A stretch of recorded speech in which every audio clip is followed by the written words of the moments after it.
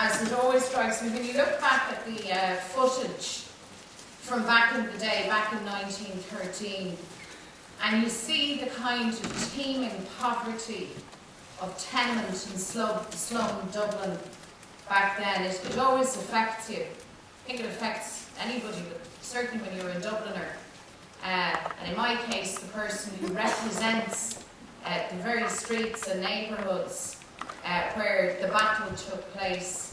In the case of Church Street, in the northwest inner city, where tenement buildings collapsed and souls were lost. And I suppose you could ask yourself a lot of questions 100 years on. You can ask very fundamental questions as to how far we've come and what in substantive terms have we achieved. But I want to give you some of James Connolly's words when he was reflecting on the great strike in Dublin in 1913, and when he wrote about labour in Dublin in his The Reconquest of Ireland. Listen to this. You like this, Brian, and you like this, Tony, as well, because it captures some of what you were saying. So he's reflecting on 1913, the lockout, and he says, "Poverty and misery were, in short, looked upon as evils which might call for the exercise of private benevolence. But their causes were to be looked for solely in the lapses or weaknesses of individual men and women, and not in the temporary social arrangements of an ever-changing industrial order." So in other words, Connolly reflects on the fact that when the state and the media, the great and the good, put the boot into the striking, the locked out men and women of 1913, they pointed the finger at them, not just to say, you can't have your rights, but much more profoundly they said to them that you are responsible. You are the responsible party for your misery and for your poverty. Let's track forward an entire century and let's test those notions in contemporary Ireland. Let's ask ourselves the hard question. When we look at those with disabilities, when we look at people who live in poverty, when we look now at the working poor, what really is the message from the Irish political establishment to them today? What do you read in the media? Reflect on it. Connolly's words still ring true. There is an overwhelming sense within the opinion of official Ireland, to use an Eamon Dunphy term, that those that are in difficulty are the authors of their own hardship. And furthermore, that really, whether we have what you would call a society or not, the Thatcherite discussion is bypassed, but in that society and in our communities, what do we advantage and what do we value? Is it, as some might claim, that we protect private wealth while we tolerate public squalor? Those are big questions for us in the here and now, and not just in some kind of,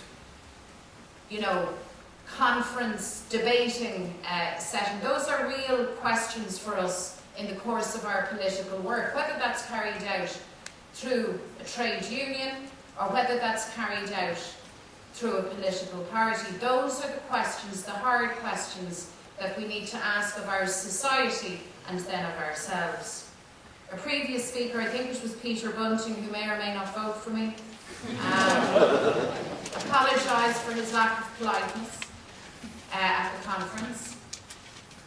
Let me say just very openly that anybody invited for a discourse and a conversation with this party is under no obligation to be polite. In fact, we prefer if you weren't.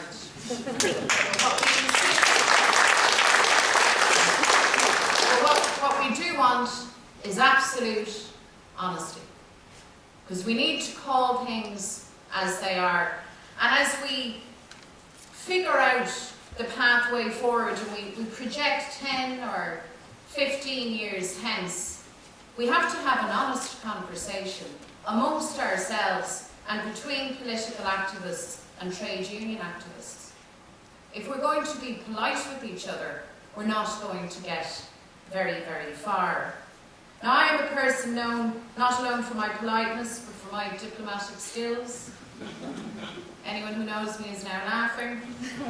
Because I'm given to sort of being fairly plain spoken myself. So let me say a couple of things as I see them, just to finish our conference, with some thoughts for people to take away. I think the trade union movement has lost its way. That's my view. I think that in an effort to be deemed respectable or credible or mainstream, that the labour movement has lost its essential radical edge. That's how I see it.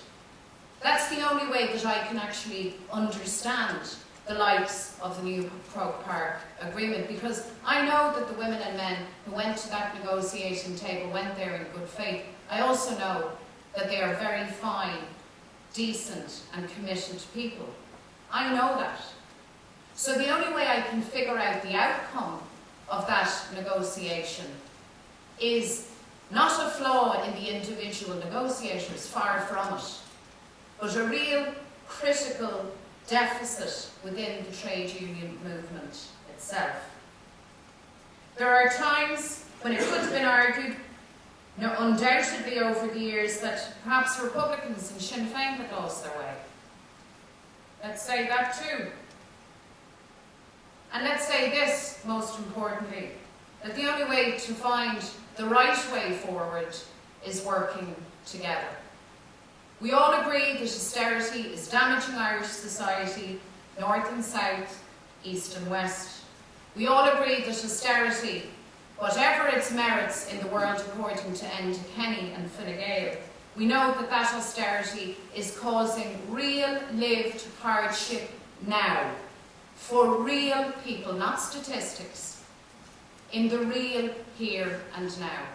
So what do we do about that? And it might well be, as Jack O'Connor sipped to suggest to us, that really the tit for tatting, as he would see it with the Labour Party, is not the best way forward. You've made that point, Jack, and let's reflect on that. But it would be equally fair to say that a left party, for this purpose is the Labour Party, attaching itself as a kind of mudguard to the worst form of reactionary politics in the form of Fine Gael isn't a great strategy either. Amen.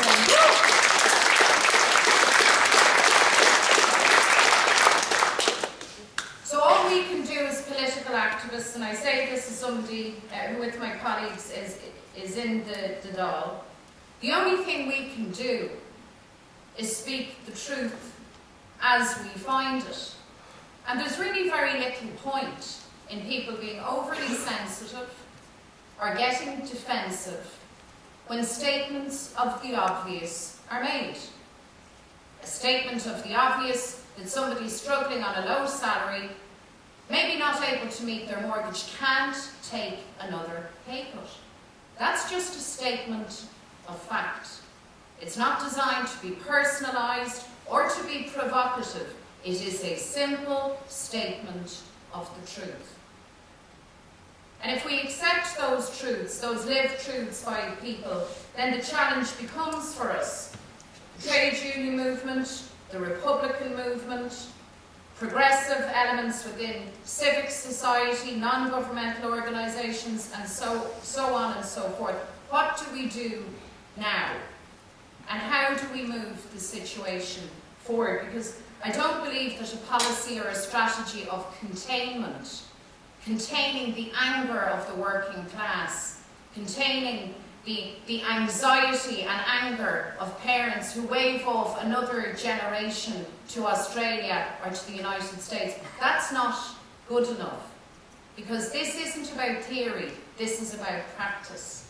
This isn't about rhetoric, this is about delivery. I hope that today's conference marks just one of the honest conversations that we will have between Republicans, amongst Republicans, with trade unions. And I very much hope that we find the way, and we find it soon, in a coherent way to express jointly and in a united way the alternative that is undoubtedly there. Hopelessness, despair is the big enemy. None of us want, none of us need entire swathes of the community totally dislocated from politics, totally dislocated from trade unions, believing that there really is nothing left to believe in. There's no advantage to any of us in that. So, let's take today's conference and all of the contributions that have been made, and let's go away and really think and reflect on everything that we've heard. I can make, by way of conclusion to this conference, this pledge on behalf of Sinn Féin, that we will continue to state and to defend the rights and interests of working people right across this country. We will continue and we will actively seek out alliances and common platforms with others who equally have those matters as their goal. And we will speak out, speaking truth to power at every turn where we see that the medicine is in fact killing the patient, where the prescription for economic recovery is in fact decimating people on low and middle incomes. That's a reality in modern day Ireland. We need to move forward, we can move forward, we have massive potential in our ranks. The challenge for all of us, across organisations, at every level within trade unionism and within the Republican movement, is to find the real and concrete ways of making that happen. Thank you again for being here today.